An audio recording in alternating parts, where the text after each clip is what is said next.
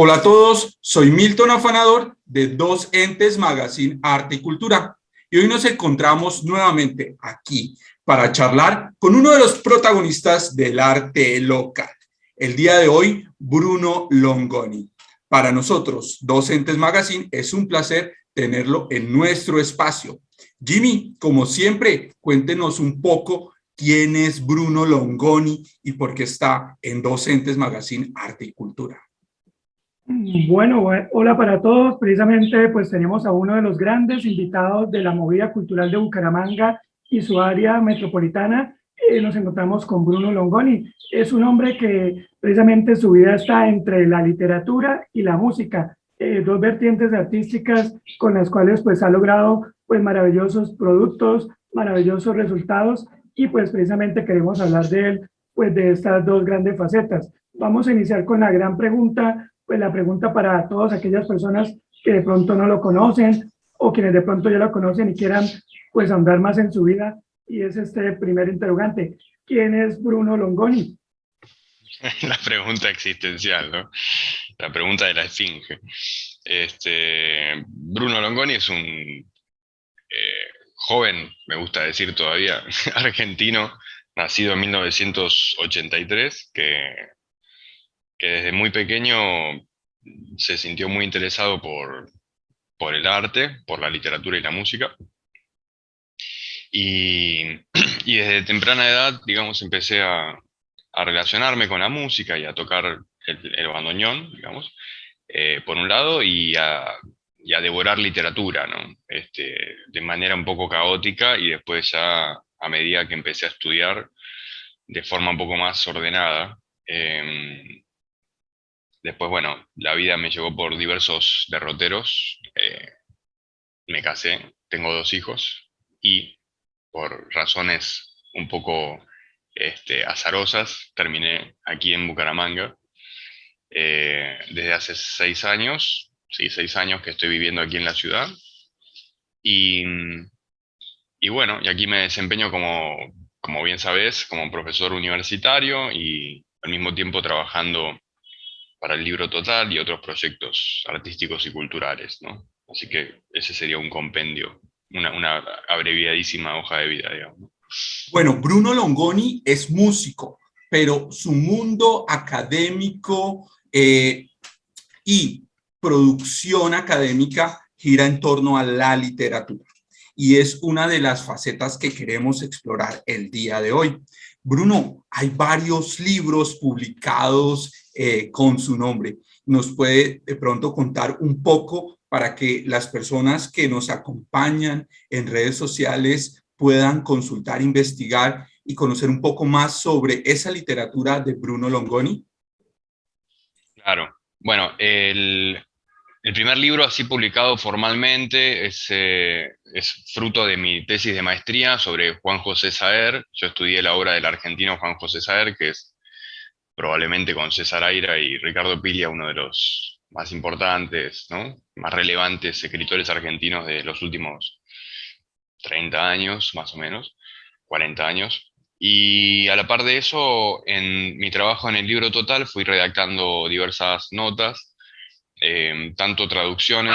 Tengo más de 100 traducciones más o menos hechas del inglés, y a la par de eso, textos propios que fui publicando sucesivamente ahí en la página, ¿no? Y amén de títulos de artículos de investigación, ¿no? De diversos autores y obras y demás. Y también participé de, bueno, una publicación que se está llevando ahora a cabo en la UIS, que se llama La Palabra Ajena, que es un tomo de ensayos donde contribuimos todos los profesores de literatura del área de la UIS, y allí también ya son 2 volúmenes donde participé, ¿no? Y después, bueno, a la par de eso escribo cuentos, un engendro de novela y poemas que salpicados, digamos, y dispersos por ahí, que todavía no he articulado en forma de libro. Puede que nunca lo haga, quizá cuando sienta la necesidad de publicar. En todo caso puede que finalmente le dé forma a eso, ¿no? Y entonces en el área, digamos, de escritura, esa es mi producción, digamos, ¿no? Por así decirlo. Bueno, ahora pasemos a la faceta de la música, porque sabemos que precisamente dentro de la formación, pues que usted está adelantando actualmente, pues está relacionado con el tango, ¿no? Entonces, esa parte académica junto con la parte musical, y pues además de que nos hable de eso, también me gustaría pues saber cómo surgió ese gusto por el bandoneón, por el tango, y desde cuándo pues precisamente lo interpreta. Bueno, mi relación con el tango se retrotrae a mi infancia, ¿no? Cuando yo era chico, por ejemplo, mi padre, que era un hombre bastante hermético, solía él sentarse a la mesa y preparar un whisky y fumar un cigarrillo y jugar al solitario, ¿no? Y ese era como su microclima, digamos, ¿no? Y era un ambiente más o menos impenetrable. Y de fondo la radio de tango siempre. Entonces, yo pienso que de alguna manera, digamos, con el afán de conectar, ¿no? Me fui vinculando con el tango y ya en la pubertad, digamos, tenía claro que el bandoneón era de todos los sonidos del tango el que más atractivo me parecía, ¿no? Me parecía un sonido por un lado estridente en su mano derecha, pero muy suave en la mano izquierda. La idea de que un instrumento pueda tener dos timbres simultáneos, que suene como a madera del lado izquierdo y a metal del lado derecho, me parecía asombroso. Y, y sobre todo, bueno, yo pienso que los jóvenes de 20, 30, hasta 40 años en Argentina que se vinculan con el tango, seguramente, digamos, han tenido a Piazzolla como el puente generacional, ¿no? Que nos conecta y nos lleva, digamos, a las viejas generaciones. En mi caso fue, obviamente, claro, Piazzolla, la música de Piazzolla, yo sentía que era como el soundtrack de Buenos Aires, ¿no? O sea, caminar por las calles de Buenos Aires, vivir las estaciones, los distintos barrios y ambientes, y yo sentía que el bandoneón, no sé, de alguna manera muy rara y inexplicable conectaba muy bien con ese espacio, ¿no? Y bueno, fruto de oír la música de Piazzolla es que uno empieza como a indagar qué hay atrás, ¿no? De dónde viene Piazzolla, y ahí es que uno descubre a Troilo, descubre, digamos, una serie de Di Sarli, Pugliese, D'Arienzo, ¿no? Una serie de músicos extraordinarios en la historia del tango con unas orquestas increíbles, ¿no? Y cuando uno conoce las orquestas, termina conociendo también a los poetas del tango, ¿no? Termina conociendo a Cadícamo, a Discépolo, a Mansi, ¿no? A los grandes poetas del tango y se da cuenta de que no es una música popular más, sino que además ahí de fondo hay un contenido muy, muy profundo, ¿no? Y eso es, en definitiva, lo que estoy estudiando ahora en la tesis doctoral. El tango es literatura y también música, magia. Es Puerto, es Buenos Aires, es Argentina. Tengo una pregunta un poco morbosa y me voy a ir al psicoanálisis. Todo buen porteño, todo buen argentino, de alguna manera tiene una conexión directa con el psicoanálisis. Y vamos a empezar a generar estas contrapreguntas un poco punzantes. Puede ser la búsqueda de la relación con su papá, esa necesidad o esa llegada a entender la literatura del tango para aproximarse a ese hombre solitario con sus cartas y su cigarro o pucho en la boca. Con el pucho, sí. Puede ser, de hecho, curiosamente mi padre era psicoanalista, ¿no? Este, sí, puede ser, y de hecho, bueno, efectivamente funcionó como, si querés, de vínculo, ¿no? Porque él pasó de ser, digamos, en mi infancia, cuando yo era pequeño, él era un hombre bastante hosco y hermético, como decía, y después, ya en edad más avejentada, es como que se empezó a enternecer un poco y el bandoneón, digamos, también ejerció su influjo, ¿no? O sea, por ejemplo, reuniones familiares, ¿no? Y uno es pequeño, ¿viste? Y, hey, Bruno, trae el bandoneón, toca un tango, y toca toca aquel, toca no sé qué. Entonces, efectivamente, se generó ahí un vínculo muy, muy especial. Cuando enterramos a mi padre, en el cajón yo dejé una tecla de mi bandoneón, ¿no? Y una copia de las coplas a la muerte de mi padre de Jorge Manrique. Entonces ahí sentía que estaba condensado un poco mis dos grandes pasiones, ¿no? La literatura y la música. Entonces, bueno, me pareció un lindo símbolo, ¿no? Una buena metonimia de lo que uno hace. Bueno, al llegar a Bucaramanga, perdón, Jimmy, al llegar a Bucaramanga se encuentra con una ciudad intermedia, con una ciudad que no es vibrante o que no es tan vibrante o que vibra a otros niveles, como puede llegar a vibrar el Gran Buenos Aires o el puerto.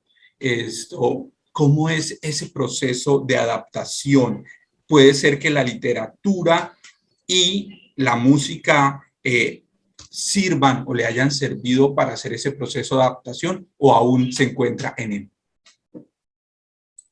La verdad el choque fue bastante extremo, porque yo venía en Buenos Aires primero de cursar todos los años de conservatorio, ¿no? Son 10 años en total y entonces, viste, todos los años tenés que dar un concierto de música clásica y tocar cosas muy complejas en el bandoneón.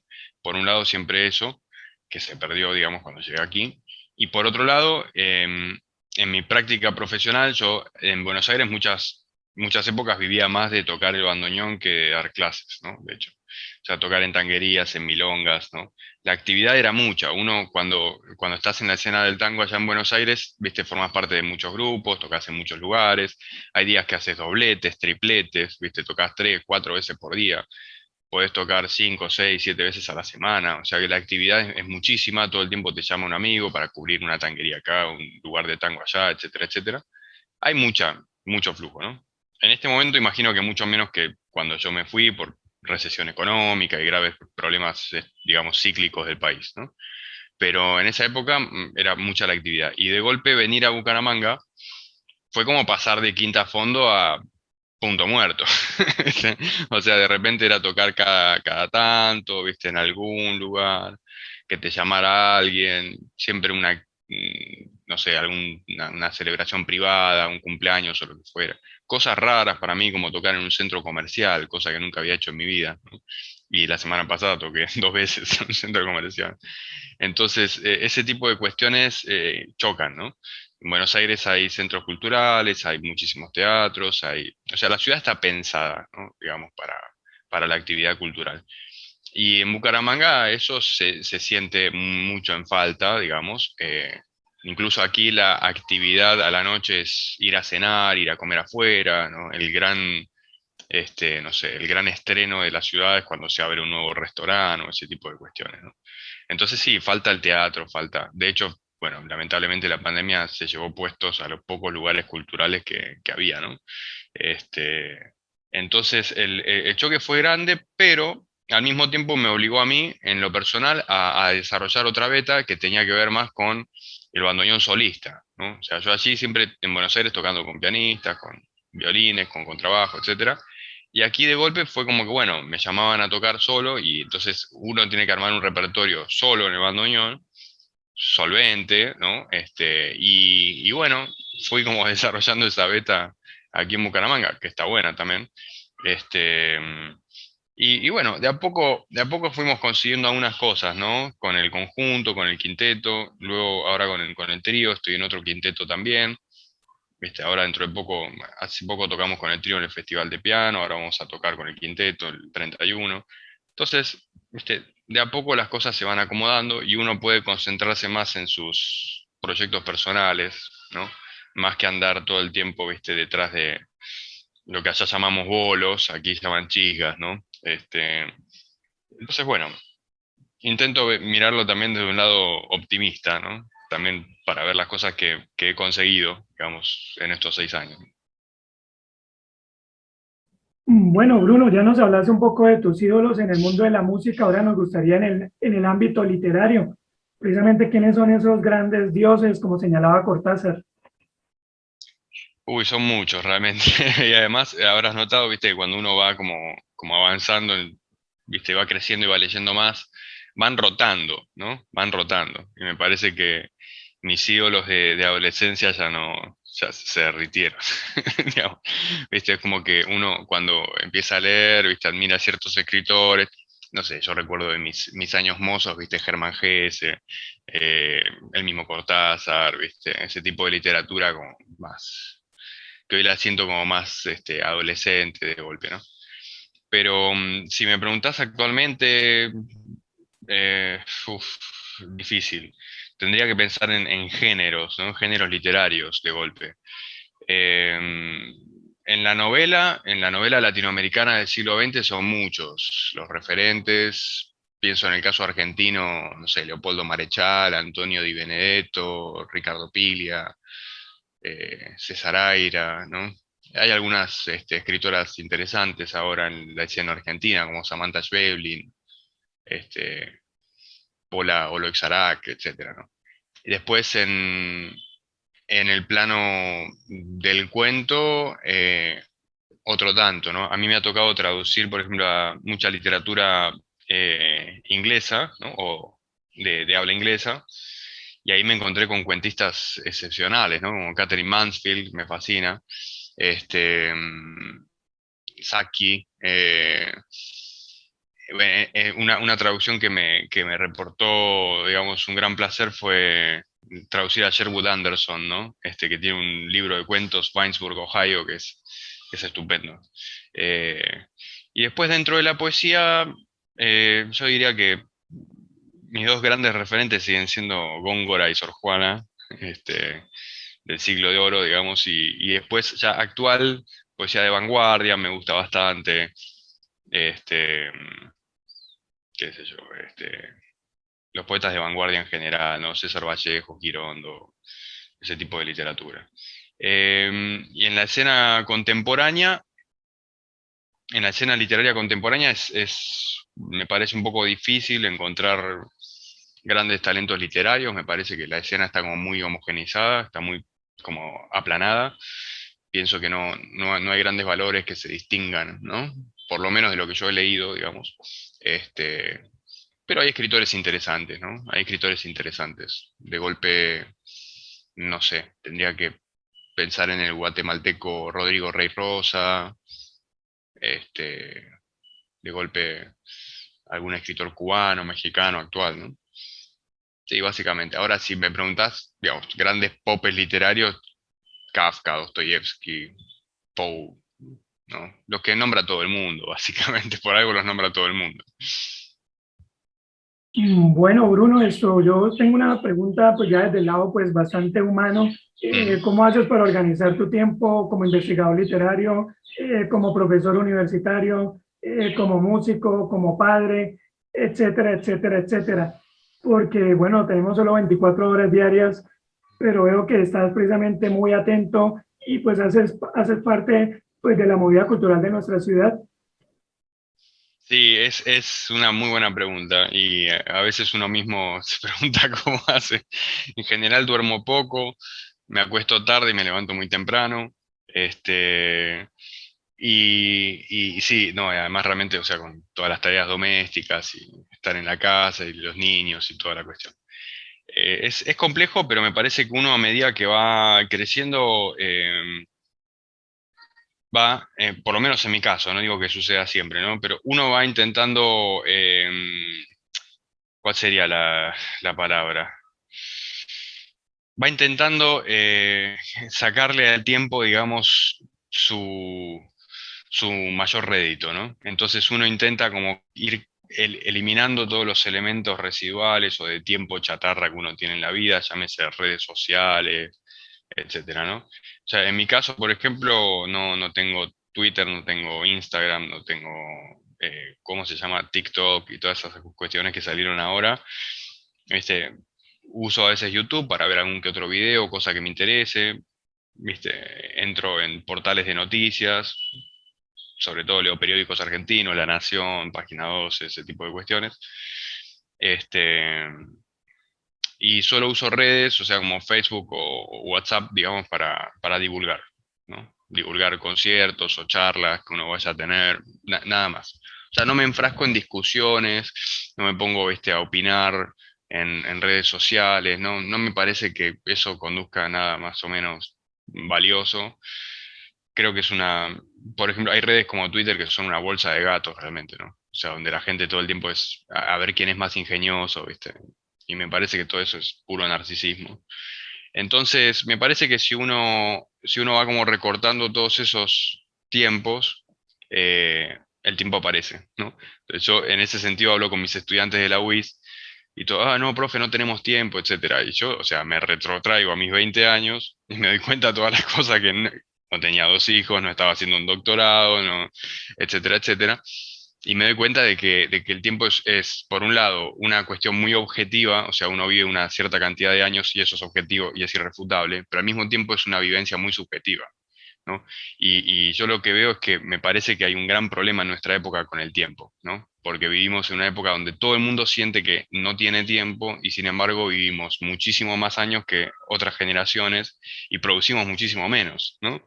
Uno ve, por ejemplo, no sé, la vida de Bach, de Wagner, de Beethoven, y dice, ¿en qué momento, no? ¿En qué momento esta persona que tenía todas estas ocupaciones, Bach tenía como 50 hijos, este, ¿en qué momento consiguen ellos producir semejante caudal de obra, ¿no? Y bueno, es que tenían una pasión y se abocaron totalmente a eso, ¿no?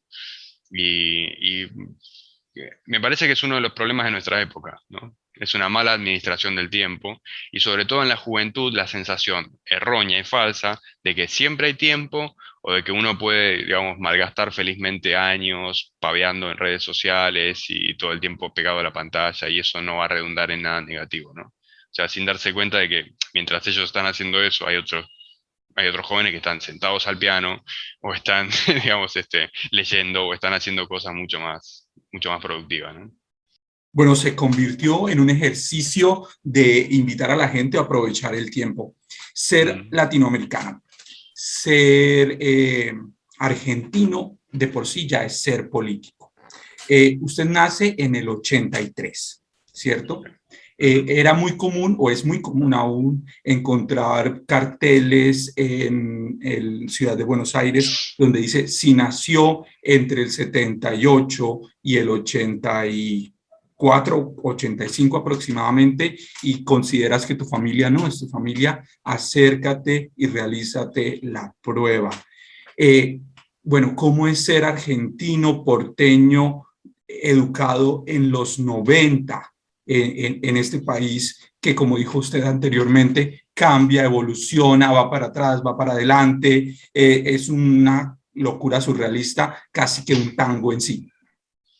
Sí, yo creo que va para atrás y va para atrás y va para atrás, pero este, mira, es muy buena la pregunta, porque pienso que Argentina es un país hiperpolitizado, es un país donde todo el mundo, o sea, vive en un estado de crispación ideológica permanente, se discute todo, este, a veces incluso de manera muy, muy airada, muy, muy enardecida, ¿no?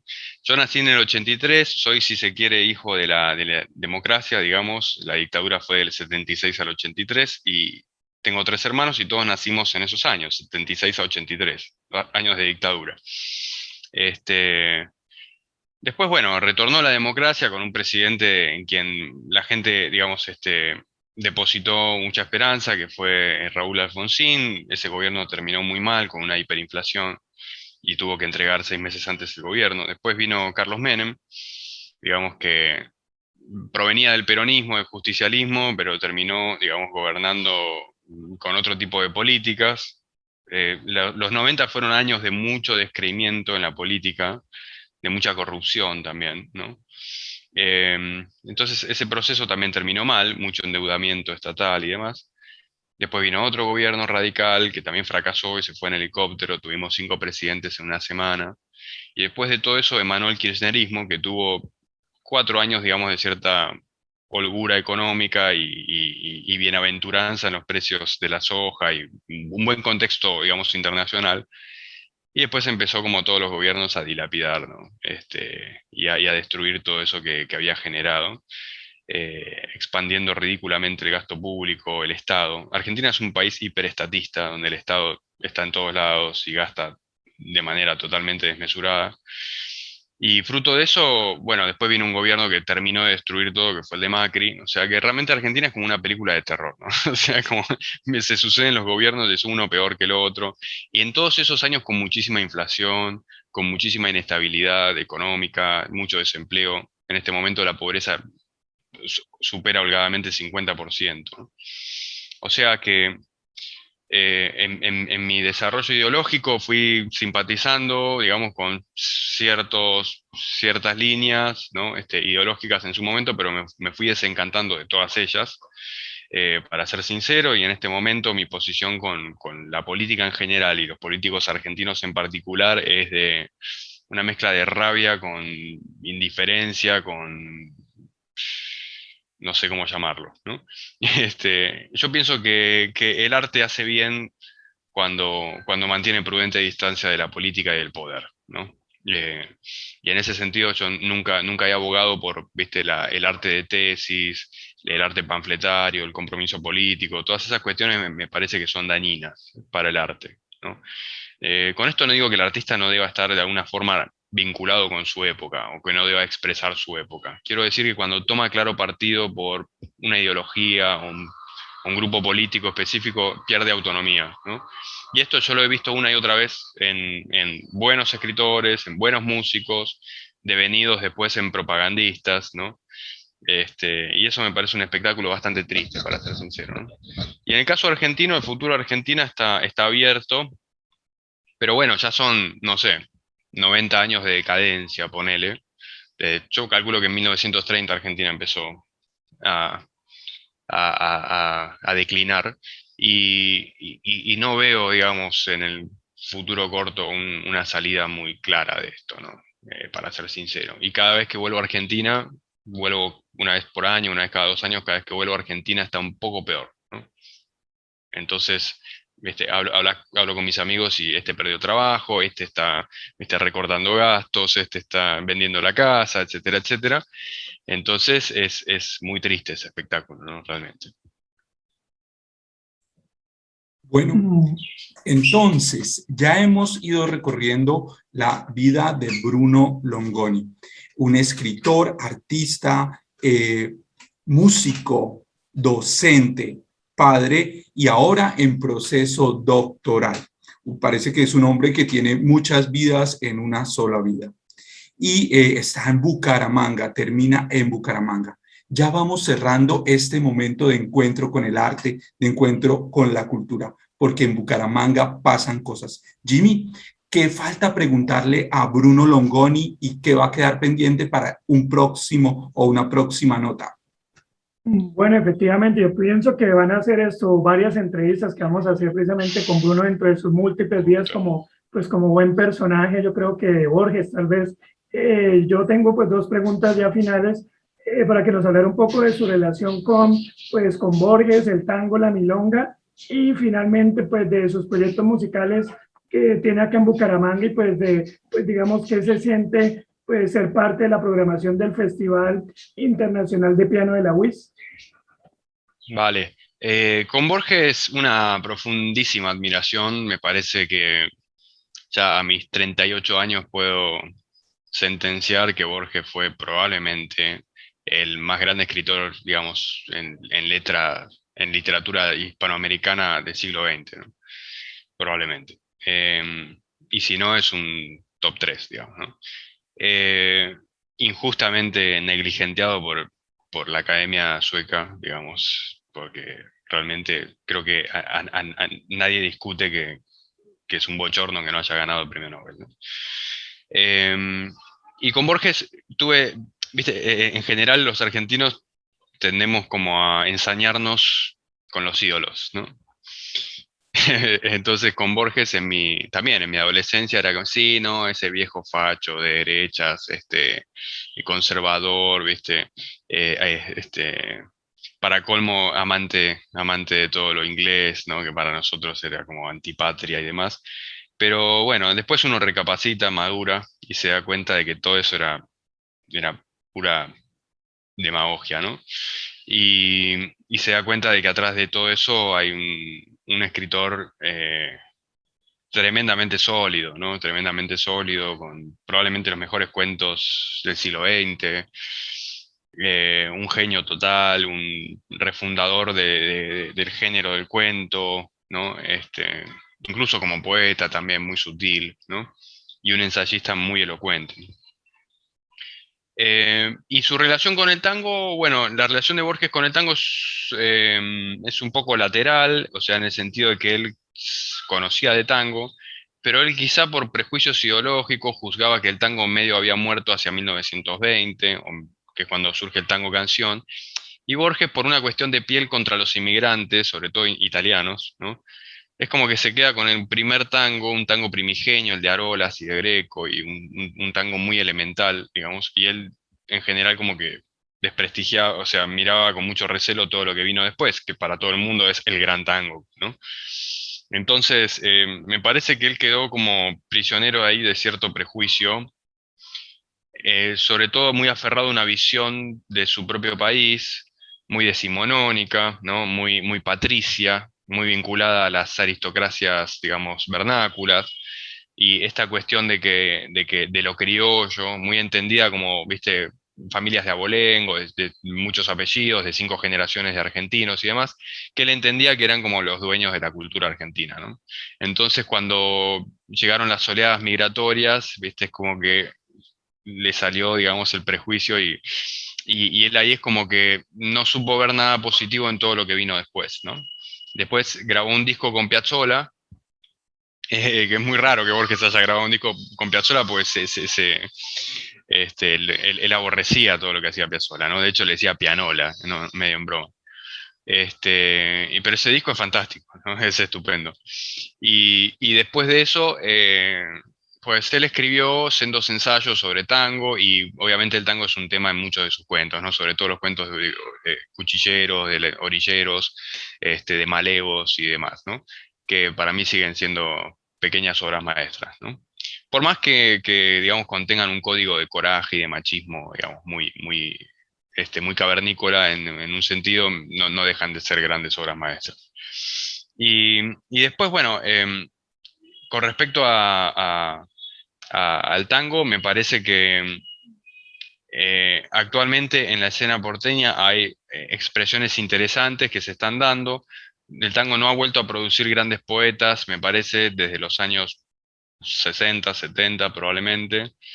Eh, o sea que evidentemente el tango no ha sabido conectar con la época, ha quedado un poco, digamos, desfasado temporalmente. Los tópicos del tango ya no interpelan, digamos, muchos de los tópicos del tango no interpelan a un porteño actual. Y musicalmente, bueno, las búsquedas se han abierto tanto que ya se han como muchas veces salido del género, ¿no? Es difícil eso, o sea, mantenerte dentro del género, pero experimentar. Entonces uno escucha a tal músico de tango y sí, es muy lindo, pero ya está pisando el jazz, ¿no? O esto está muy bueno, pero ya está metido en el rock, etcétera. Entonces, es difícil esa búsqueda, ¿no? Y con respecto a lo que me preguntabas del Festival de Piano, muy contento.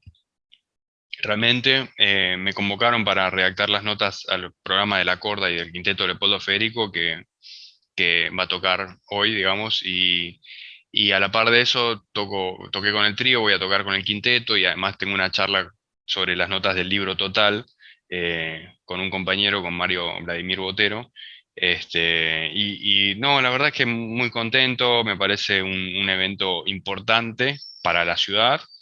Estuve siguiendo la programación, todos estos años siempre, digamos, estoy chusmeando ahí un poco lo que hacen los pianistas que vienen. Y no, realmente es muy importante, digamos.